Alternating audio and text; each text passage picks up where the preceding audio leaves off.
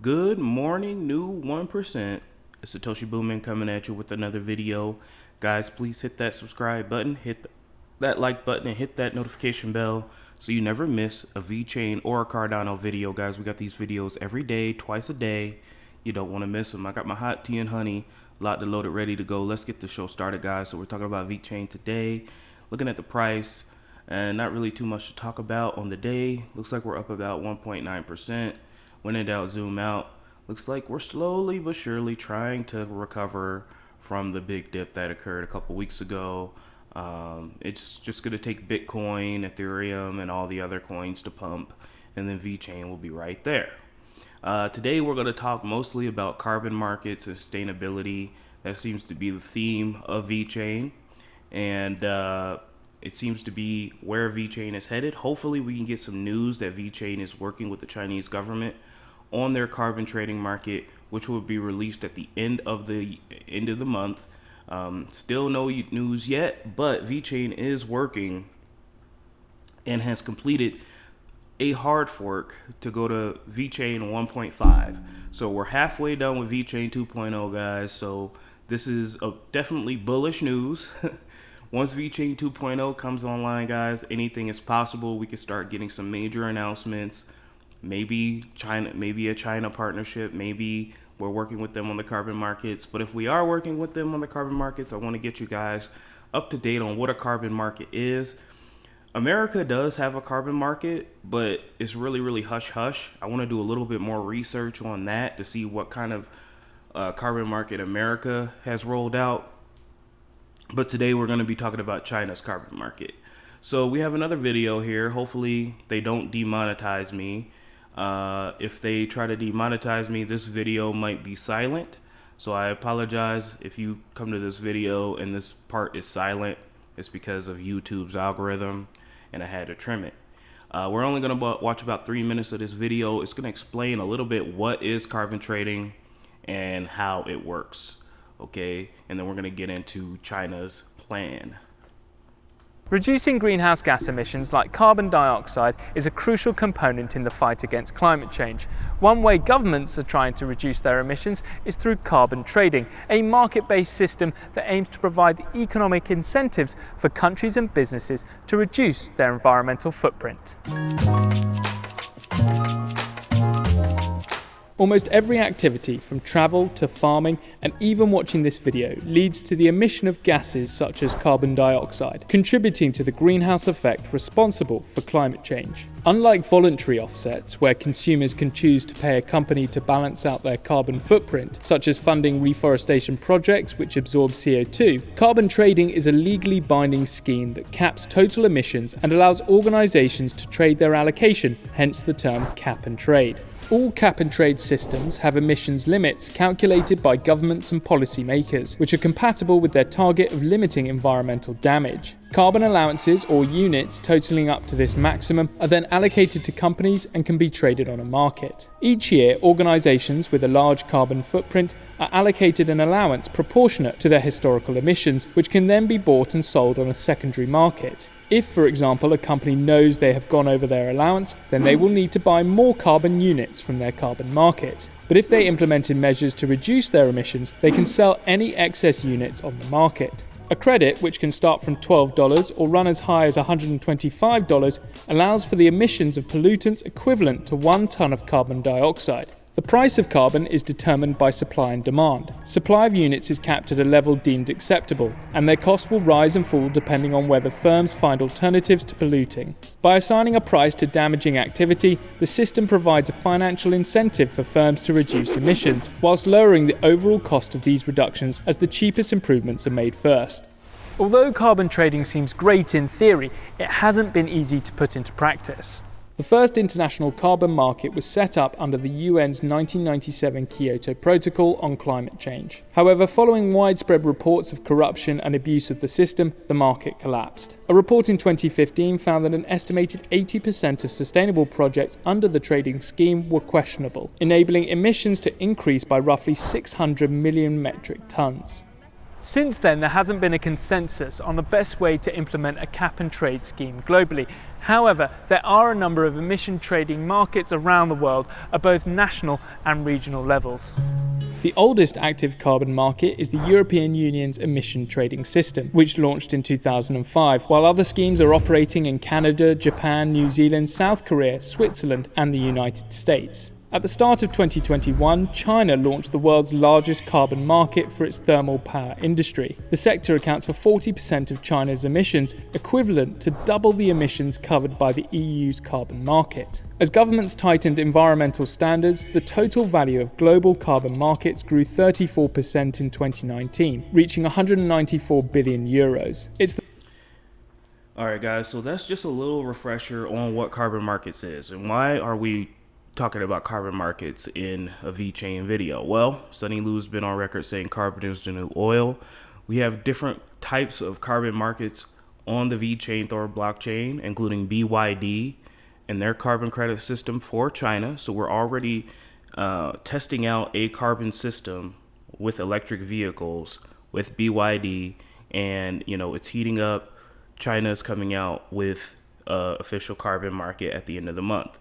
So this is a $16 trillion industry, guys, that VeChain can slide into and get a little piece of the market share. We're going to talk a little bit about something here in a few minutes that could solidify this. Now, this is all speculation, guys. This is all speculation. I do not have, 100% fact that this is going to occur with VeChain, but sometimes it's fun to connect dots.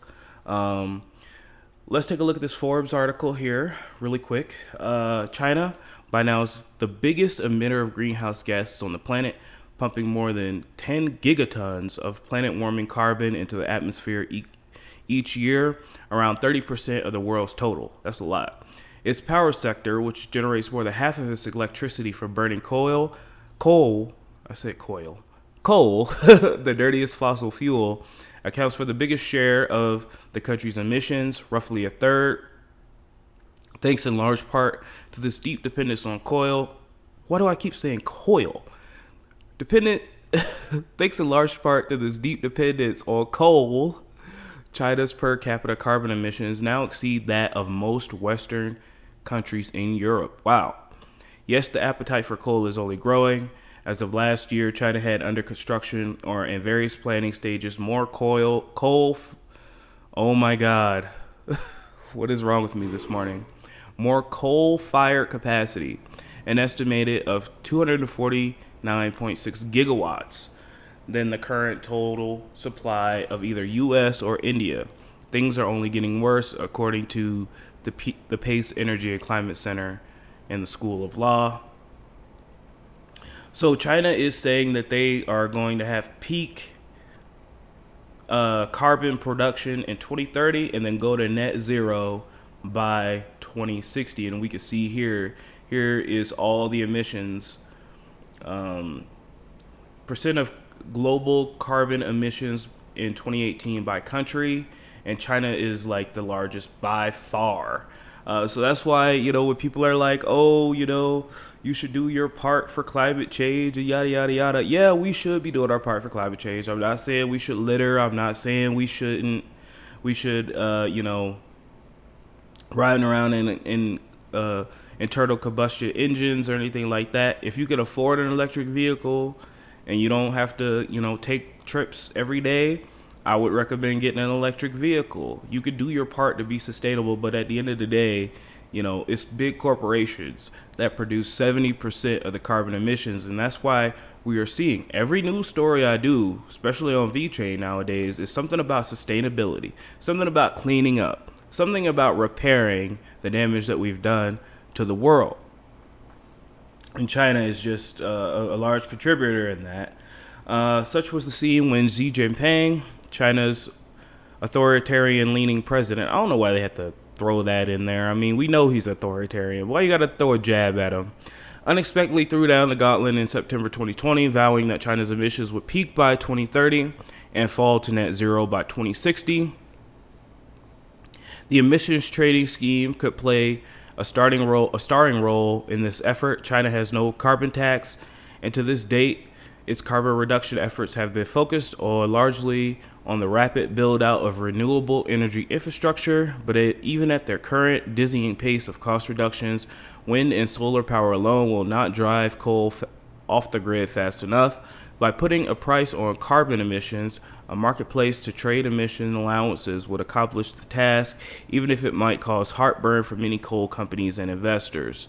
Yes, coal is on its way out. We can see that here in America with a lot of the coal mining facilities being shut down, a lot of coal manufacturing facilities being shut down. Guys, we have to adapt or die, okay? It's just the way it is.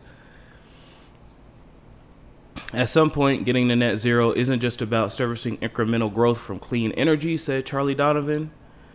There will come a conflict, and it's coming soon, where existing infrastructure needs to be retired before its useful life. That's definitely going to be tough for China. It's going to be tough for them. Under the scheme's initial rollout, some 2,225 coal or gas-fired power plants will report their carbon emissions and total power output over a period from 2019 to 2020. Based on this and a few other metrics such as carbon intensity, a relatively novel feature not seen in other outside schemes such as China, each facility will be allocated a certain number of credits known as allowances, which the facility must then surrender in exchange for a right to emit certain amounts of greenhouse gases. If a facility exceeds its allowances, it must buy more allowances from the open market. Okay, so they're tokenizing carbon. The scheme will expand not only to cover just the power sector, but other sectors as well, including petrochemicals, building materials, steel, non-ferrous materials, paper, and even domestic aviation.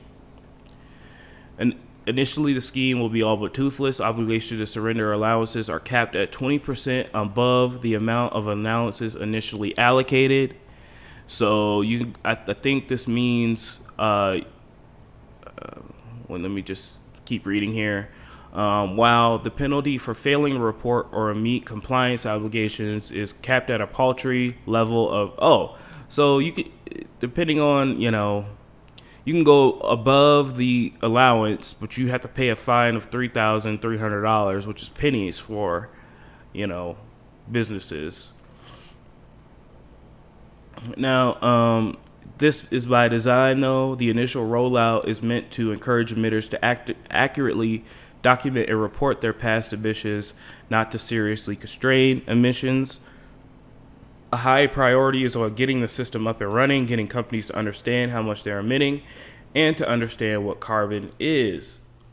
In places where there aren't established regulations or any regulations in carbon, there's a lot of learning and setting up basic infrastructure that is needed. So that is just an explainer of the China's carbon market. I don't think that there's too much more in here. They just go on to say before the end of June, that's when the trial run. Will be the first real trial run of the complex system. The timeline is less clear, but they are trying to get to net zero carbon by 2060. Okay. Now we move on to this article here. Thank you to Dave Leiser on Twitter. $16 trillion potential with China's carbon trading alone. That's all that needs to be said, guys. Okay, so if VeChain can weasel their way into this somehow, some way, and I'm hoping, I'm praying that they do. Let's take a look at this. Carbon could become a new currency, with China creating the terms, standards, and pricing. China's national level carbon trading program, which is set to start by the end of June, is expected to guarantee the nation's leading role of carbon neutrality across the globe. And guys, you have to understand that, China is a different country than like America or the EU. Like if they want to like shut your business down, they could just come on in there with some soldiers and shut your business down. There's no negotiating, there's no due process or anything. At least that's what, the propagandists tell me when we talk about China. So hopefully this will be tightly controlled. Under the program, The country is going to start online transactions. Online transactions in the national carbon market. Layer noted that once other polluting sectors are added to the exchange, it will potentially cover up to 30% of global emissions. Moreover, China is becoming one of the major players in innovative green finance as well as green technology. According to Goldman Sachs, there's a $16 trillion opportunity for clean technology and infrastructure investments in China's potential path to net zero by 2060 that may create up to 40 million jobs and drive economic growth, guys. So 55 trillion for the and this is what makes me so bullish on VeChain, guys. We're attacking a $55 trillion supply chain industry, $100 trillion medical industry, and now a $16 trillion green energy industry in China. Guys, all we need to do is just capture a little bit of each, just a little bit of each, guys. And VeChain could be a $1 trillion ecosystem. I truly believe so. Now, this is just speculation.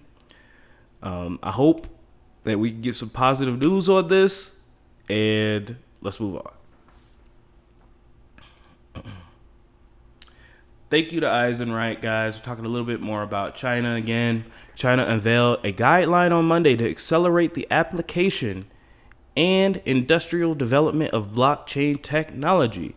Bodes well for companies who are routinely praised by Chinese officials that appear on Chinese state TV and that were visited by a Chinese cyberspace team.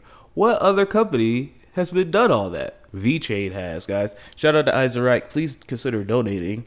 His VeChain address is in the description below. Let's take a look at this article. Ministry of Information and Technology unveiled a guideline on Monday to accelerate the application and the industrial development of blockchain technology. According to the guidance, the country's blockchain industry is expected to reach advanced level globally by 2025, with related applications penetrating daily life. A number of well-known blockchain products, especially in the product traceability and data circulation supply chain management, should be available by then. The guideline also said the country aims to nurture 3 to 5 backbone enterprises with international competitiveness in a group of innovative enterprises related to blockchain, while also creating 3 to 5 blockchain clusters in the field. Well, what blockchain companies could try to be talking about? Obviously, VeChain. And then we go back here. Okay, this is on 2020, October 12th, 2020. All right. So this is a while ago, but this happened. Sunny Liu gave a detailed report on the application cases of blockchain technology in the fields of public health, food safety, and sustainable development, and was highly affirmed by the special team. This special team was from the Cyberspace Administration. Okay, now again, in a totalitarian government, guys, the government controls everything. Nothing comes out that the government does not approve, or an official approves, and that official needs to get approval from this official, and that official needs to get approval from this official. So it's safe to say that the Chinese government knows exactly who VeChain is. We're going to get into that here in a second. Okay. One of the first batch of domestic blockchain companies formally filed by the National Internet Information Office in 2019. VeChain is continuously advancing on the road of fulfilling its obligations, improving its technical level, and empowering physical businesses.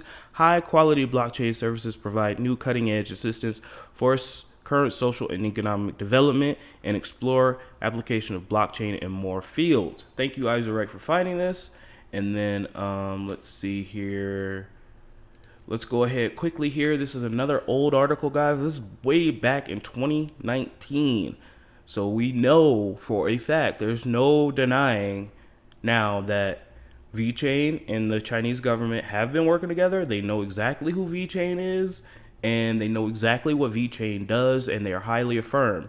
Also, being highly affirmed as well, last week we did a story that the Chinese government actually met with VeChain to talk about potential future business developments. What could those potential future business developments be?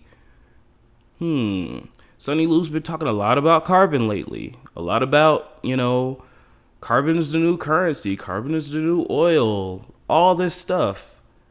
I'm just connecting dots, guys. Comment down below if I'm connecting dots that don't need to be connected. Okay? Briefly. Chinese regulators approved 2 crypto projects. Okay? So we have VeChain, okay, and Parcel X. All right, so there's only 2 cryptos that the Chinese government officially recognizes. Therefore, the fact that VeChain and Parcel X have been approved by the Bureau is fantastic news. It validates these crypto projects and permits them to operate commercially within China. Big. So that's that, guys. That's the carbon market news. Please comment down below what you guys think. Let me know if this was interesting, and we're gonna move on here. Yep. So Peter Zhu posts hard fork just occurred. The upgrade has quietly happened. No surprise, no drama, and smooth as always. That's what we need from a public blockchain that's built for enterprise. And we are now on VeChain 1.5, proof of authority 1.5, guys. Things are coming together. Hopefully we should see something by the end of the month, or maybe the end of the week, or maybe the end of next month about VeChain 2.0 coming out. And then, all we need is a Bitcoin pump. VeChain 2.0 comes out, all-time highs. We get a NFT platform, enterprise NFT platform. China works with the VeChain works with the Chinese government. And then next thing you know, we're at $1. Next thing you know, we're at $1 and we're sitting pretty. Let's keep the faith. Thank you to everyone. We have 1,065 days to the next Bitcoin block halving. I hope you enjoyed this episode. It was very, very educational, and I learned a lot. Hope you guys learned a lot. Hope you guys are interested in this type of content. Taking a look at the markets here. We need Bitcoin to get up to 40 to 50 again. Bitcoin dominance is still where it's at yesterday. Yeah, it looks like the markets are just kind of moving sideways right now. That's okay. Whales need to accumulate. Whales need to stabilize the price before they spike it again. I feel so bad for Tezos holders, man. Like, if I thought about doing videos on Tezos way back when, but man, I would have been mad as heck this bull run, boy. I mean, y'all got the short end of the stick. I love Tezos too. I don't know why it has not pumped majorly yet.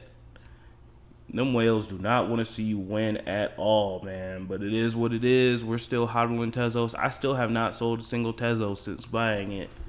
But that is definitely frustrating. Let's take a look here. I would be mad as heck if I was a Tezos holder. I don't know what the heck's going on with Tezos. Why have you not pumped? Why? Well, it's pumping now, but Tezos should be at like $20 by now. Like, during this bull run, it should be at like $20-$30. I don't know what's making it lag so hard. But there's nothing pumping too crazy, guys. So I'm going to end it here. Don't let your memes be dreams. I love each and every one of you guys. Let's take a look at the Patreon. Thank you to our wonderful Patreon subscribers: AJ, Brett, Garlic, House, Mac, Harris, Sergio, Lassie, Nielsen, The Fernline, Jeffrey, Ethan, AmericanHomeRemedies.com, Maryland 4 Crypto, Boost Wayne, Fruz Den, Brady Adams, Joel Menace, Kyle Botcha, Crypto SVT.SI, Eric Parra, at Did the Voice for the People, HBDSouthBay.com, Ryan Ingram, Crypto Chemtrails, Climax DH, Angela Schroyer, Craig Wadding, C. Vale, Maker Dow Crumbs, Bearder, Leon Jackson, Jacob Connor, and Yaya. Thank you so much for your wonderful Patreon support, guys. Stay tuned for the Cardano updates. You don't want to miss that. Hit that red button. Hit that notification bell so you never miss a VeChain or a Cardano video, guys.